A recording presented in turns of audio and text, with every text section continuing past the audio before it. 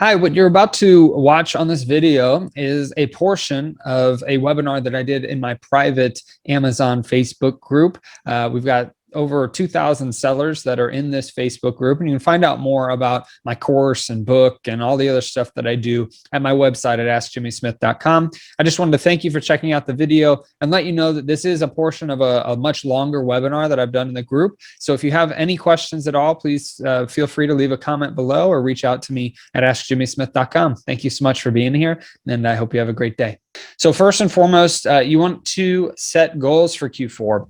And I know this might seem like common sense, but I always like this quote, and I wanted to make sure that I put it on here as well, that the greater danger for most of us is not that our aim is too high and we miss it, but that it's too low and we hit it, by Michelangelo. So for me, whenever you're setting goals for Q4, I would set them to be higher. I would take the information from this class and from the Q4 groups as you join them, and as you apply it, you want to make sure that you are ultimately setting your goals as high as you possibly can, because that's extremely important in making sure that you exceed your goals, right? If you shoot for the stars, or you shoot for the moon and you land in the stars, I've heard that saying as well, right? You're shooting for big goals, and if you end up coming up short, you're still much farther ahead than you would have been if you had set low goals and you hit them. So keep that in mind as we go through some of this goal setting stuff for Q4 and preparing for Q4. So first, you want to get specific on each of the goals that you set. You've probably heard me discuss in the past leading goals versus lagging goals. And basically, the difference is that leading goals are the things that are leading you more towards the success that you want to have, where lagging goals are the byproduct of those activities that you're taking. So a leading goal would be something like, I'm going to find 30 replens in 30 days. I'm going to source for 2 hours a night. I'm going to source for, 2 hours every other night, whatever it might be. Those are your leading goals. Those are the things that will ultimately be the activities that you take in your business to move forward in it. And then the lagging goals are the things that lag behind, like sales, like profit, like whatever else it might be in your business that is a result of the actions you're taking. So you want to focus your goals on things that are action oriented and are driving you towards those results that you want to have. You don't want to focus all of your attention on specific results. You want to focus your attention on the specific action items that you're taking. Basically, control what you can control. So as I said, finding 30 replens in 30 days could be a goal. 3 days a week, 3 replens per day of shopping, right? If you're doing 3 replens during 3 days a week, that will get you to approximately the 30 replens in 30 days. If you're trying to outsource your prep and ship, you want to look into local RA drop-off prep centers. You could make a post on Nextdoor or Facebook for interviews. You could write out standard operating procedures because you're trying to outsource those procedures to other people. Ultimately, those are the leading goals, or that will be pushing you forward to the lagging goal of actually having the prep and ship outsourced. The next thing, outsource online arbitrage. Maybe you've got a friend that's always been interested in what you do, and you could put that as your goal. I'm going to talk to my friend. That's an action item. I'm going to talk to this person I was interested in how to do this.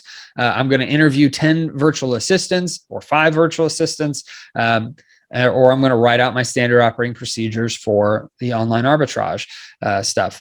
In addition to interviewing 10 VAs, there are other steps in front of that are, posting a job, a job description, signing up for a service, whatever it might be, utilizing legendary VAs or the VA service that, Jim has put out with Ryan recently. So there's so many different things that are leading you towards those lagging goals that you ultimately are going for, which is higher sales and ultimately taking control and getting the results you want with Q4 or with the Q4.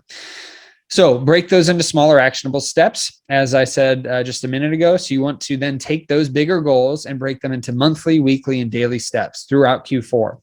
So maybe your goal is to And I'll go through some examples here in a minute, actually. So I'll get to that in a second. But make them small enough that they aren't daunting, right? You don't want to have something where like, oh my goodness, I need to hit 100 or 90 replens in this month. That's my goal. Well, if you break it out into 3 a day, that's really not too bad if you think about it, if you take the time to really put the effort in at that point. You want to keep trying to make them as basic as you possibly can so that you can cross them off pretty easily. It'll build your confidence. It helps you to continue to push forward towards those goals that you set. So some examples: 30 new ASINs in October. And I specifically said ASINs and not replens, because if you're going for Q4 and you're trying to find maybe some seasonal items or some things that are more of like the hot toys or the things that people are always excited about, I put ASINs. Some of them can be replens, some of them maybe not. But if you want to find 30 new ASINs, then I would break it out. Okay, I want to have 15 at a regional store and 15 at a national store. So that'll help you focus where you're going to be doing your sourcing. And then you can break that down 1 a day, or you can do 3 every 3 days, or whatever is best fitting for your schedule. You just want to continue to break that down as much as possible, right? If you're doing online arbitrage consistently and you want to get 30 new ASINs from online arbitrage, well, you could break that down into hourly goals. You could break that down into whatever you want to break it down into that gets you those small steps that kind of keeps you focused and keeps you excited to move forward. You could put something like, I want to add some bundles into my replen model. I want to add 12 Q4 specific bundles because they're seasonal. The things that ultimately are good for, just that would be your own thing, that you aren't jumping on somebody else's listing and no one else can jump on yours if you do them the way that they're typically taught within PAC. So let's say you want to add 12 Q4 specific bundles. Well, there's going to be, you could say, I want to do 4 for Thanksgiving. So I'm going to do 1 new bundle listing a week until October 15th. I think that actually gets you 5 if you were to start today, but I made it pretty simple. I want to do 1 new bundle listing a week through October 15th, and they're going to be Thanksgiving specific, or they're going to be, any of the holidays that come up during Q4 up until that point. And then you can say, all right, I want to do 8 Christmas specific ones that are after October 15th. I'm going to do 2 a week until November 15th, where I'm creating those listings. That's not too daunting. I would probably even break that out into 1 every 3 days and then have a day off from creating bundles anyway. So that would be how I would break it out.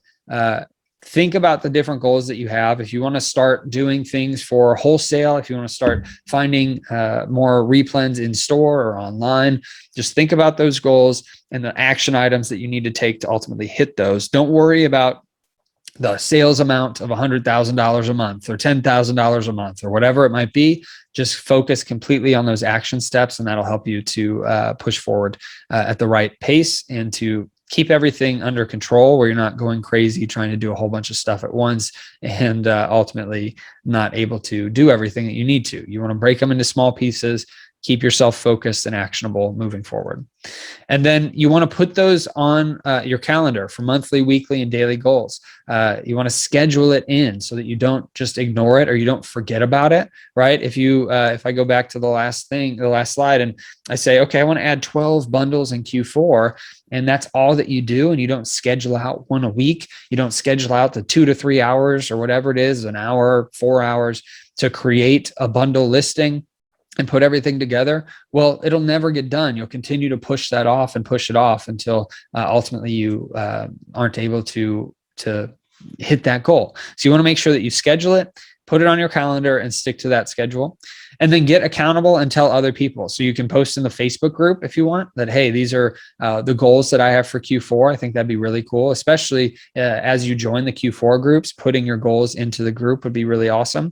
You could have a public post, not just in our Facebook group, but you can make it public on your personal profile with your spouse, your best friend, your kids, whatever it might be. Just get accountable, tell other people, and make sure that you've got someone that's helping you push forward with those goals that you have. And then next, I typically suggest monitoring your progress weekly, if possible. So just take some time at the end of the week to say, okay, here were the things that I was going to get done this week. And ultimately, this is what I did get done. And, this is something that I did really well this week. I finished everything that I needed to, or I needed to ultimately continue to work on this specific area. And I needed to push forward and figure that out and finish it up. So just utilize the time that you have in Q4 to spend an hour or 30 minutes at the end of your week to analyze your results and continue to push forward with your goals there.